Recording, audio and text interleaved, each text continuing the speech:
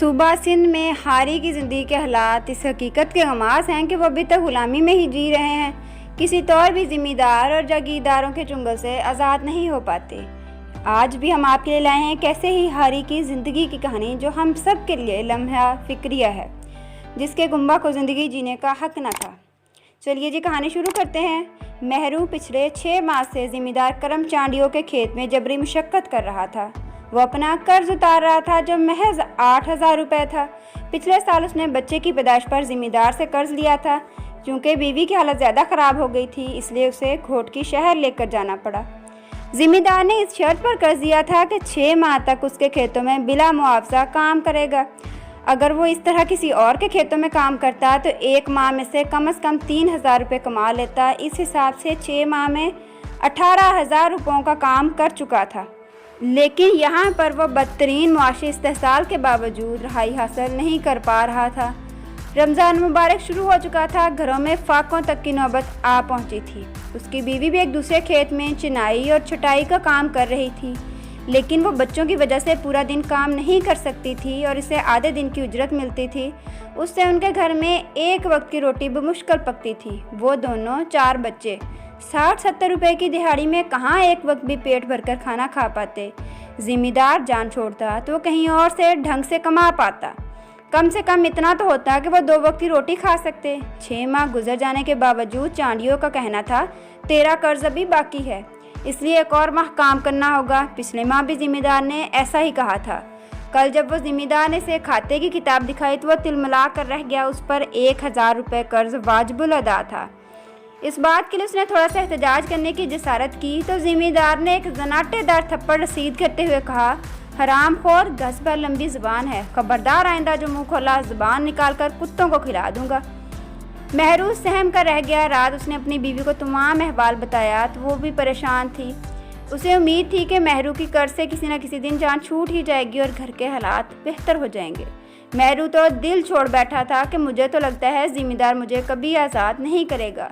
सकीना को ये बात सुनकर हौल सा उठा। आज पहला रोज़ा था और कोई भी रोज़ा नहीं रख पाया था, क्योंकि घर में न सहरी के लिए कोई रोटी का टुकड़ा था, न इफ्तारी का कोई इंतज़ाम। वरना सकीना भी रोज़ा नहीं छोड़ती थी। हर ईद से पहले दोनों मियाँ बीवी खूब मेहनत मजदूरी करते और बच्चों को ईद पर कम से कम नए कपड़े ज़रूर बना कर देते। मगर इस रमज़ान तो जान के लाले पड़े हुए थे। ऐसे में ईद मनाने का क्या सवाल। 10वां रोज़ा था जब ज़िम्मेदार उम्रा करने चला गया। मेहरू ने मौका गनीमत जानकर ज़िम्मेदार के एक आदमी बख्शू से हाथ जोड़कर आधे दिन की छुट्टी मांग ली। बख्शू नरम आदमी था, उसकी मेहरू से अच्छी दुआ सलाम थी, मगर उसने इस शर्त पर छुट्टी दी कि वो रोज़ाना 20 रुपये उसे दे देगा। मेहरू फ़ौरन आमादा हो गया। यूँ आधा दिन ज़िम्मेदार के यहाँ काम करता और सुबह के पहले पहर कहीं और काम करता। बख्शू के साथ ये मुआहदा ज़िम्मेदार की वापसी तक था। ज़िम्मेदार के खेत में 20 मजदूर जबरी मुशक्क़त पर काम कर रहे थे। ऐसे में उसके किसी करंदे को ये गुमान तक न हो सका कि मेहरू देर से आता है। वैसे भी मेहरू मजदूरों के उस ग्रुप में शामिल था जो बख्शू की ज़ेरे निगरानी काम करते थे, इसलिए मामला गड़बड़ होने का कितई एहतमाल न था। इन चंद दिनों में मेहरू ने इतनी उजरत तो हासिल कर ली थी कि घर का चूल्हा बुझते बुझते जल उठा था। सकीना भी रोज़े रखने लगी थी। उसके साथ ही वो दिन भर खेत में काम करती ताकि पूरी उजरत ले, शायद वो ईद के लिए कुछ बचा सके। करम चांडियों उम्रा करके लौट आया तो मेहरू को लगा एक बार जैसे फिर किसी ने उसे मोटी लोहे की जंजीरों से बांध दिया हो। मगर इससे भी ज़्यादा बुरा उस वक्त हुआ जब किसी बदखा ने बख्शू और मेहरू के दरमियान होने वाले मुआहदे के बारे में ज़िम्मेदार को बता दिया। वो गुस्से से आग बगोला हो गया। उसी वक्त मेहरू को घर से बुलवा भेजा। उस वक्त काफ़ी रात हो चुकी थी। ज़िम्मेदार के 2 आदमी जब उसके घर पहुंचे तो वो गहरी नींद सो रहा था।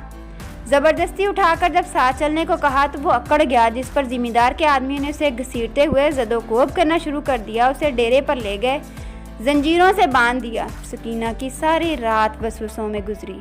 अगली सुबह जंजीरों के साथ ज़िम्मेदार के खेतों पर काम करवाया गया, मुशक्क़त करवाई गई और उसे इसी तरह 12 माह काम करने की सज़ा सुना दी गई।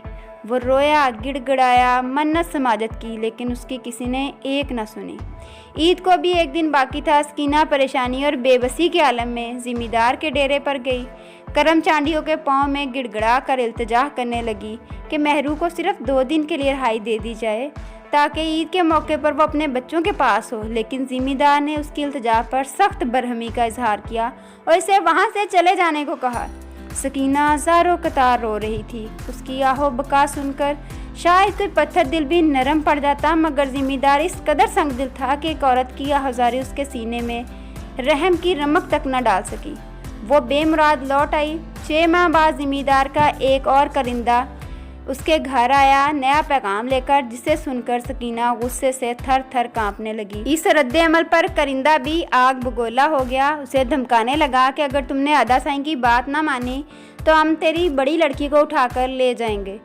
दिमाग से सोच, खुद छोड़ा लड़की को अदा साईं के पास। तू अच्छी रहेगी, तेरा आदमी भी छोड़ देंगे। सकीना गुस्से से कांपती रही, मगर कोई जवाब न दिया। काफ़ी देर तक चुपचाप परेशान बैठी रही। उसके बाद वो उठी, पुराना सा ट्रंक खोलकर एक छोटा सा लिफाफा खोलने लगी। अगला दिन ईद का था, लेकिन सकीना ने रात को ही अपनी और अपने बच्चों की ज़िंदगी को ख़त्म कर लिया, गंदम की गोलियां खाकर और अपने बच्चों को खिलाकर। ईद के दिन उसके घर में सफ़े मातम बिछी थी। गांव वालों ने पैसे जमा करके उन पांचों के कफन दफन का बंदोबस्त किया, लेकिन महरू को खबर करने की किसी की हिम्मत न हुई। इस अलमनाक वाक़े को 6 माह गुजर चुके थे। एक निजी तंजीम की निशानदेही पर ज़मींदार डेरे पर छापा मारा गया तो वहां से बहुत सारे लोगों को बाजियाब कराया गया। उनमें से एक महरू था, जो कैद से आज़ाद होने के बाद अपना जहनी तवाज़ुन खो बैठा था। उसकी तो ज़िंदगी उजड़ गई, बर्बाद हो गया।